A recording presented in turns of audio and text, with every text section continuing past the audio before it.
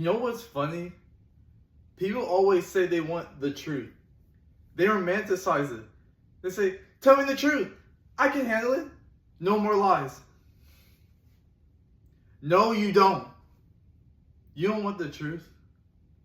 You want comfort wrapped in honesty's clothing.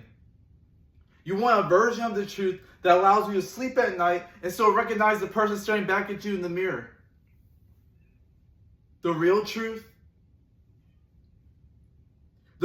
ruins things. It ruins families, friendships, faith.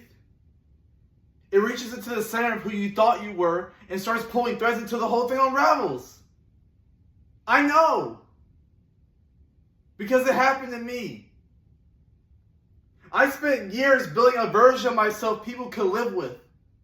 The dependable one. The good son. The loyal friend.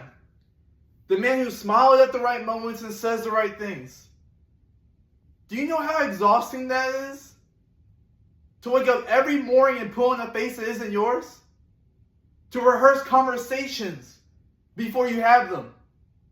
To study people so carefully that you become whoever they need you to be? After a while, you forget where the performance ends. You forget your own voice. Then one day, someone looked at me and said, I don't think I know who you are. And I laughed. Because neither did I. I had spent so much time becoming acceptable that I had become empty. I started digging. You ever dig through the ruins of your own life? You find ugly things. Jealousy, cowardice, resentment. You find moments when you should have spoken and stayed silent. Moments when you could have loved and chose pride instead. You realize the monster under the bed wasn't hiding. He was learning how to tie your tie. I hated him. I hated what I had found. I wanted to cut it out of me. Burn it. Bury it. But here's the thing. You can't kill the parts of yourself you refuse to understand. They just grow teeth in the dark. So I listened. The angry boy. The frightened teenager. The bitter man who kept score of every betrayal. And do you know what he said? He said, I was trying to protect you. Every wall, every lie, every mask, every ounce of rage. Protection. Misguided, destructive, but protection. And for the first time in my life, I cried for someone I had spent years trying to destroy. Myself. I'm not a good man because darkness never touched me. I'm a good man because it did. Because every day I hear his voice.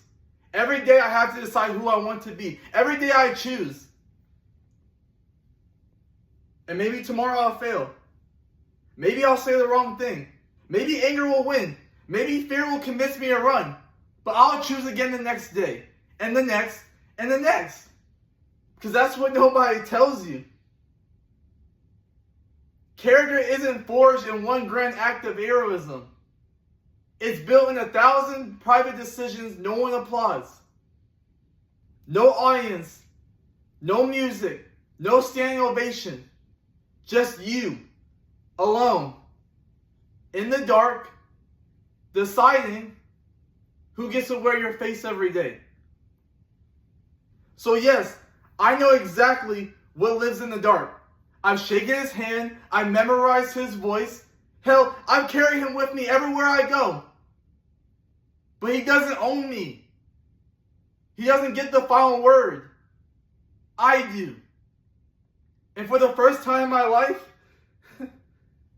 I know exactly who is speaking. In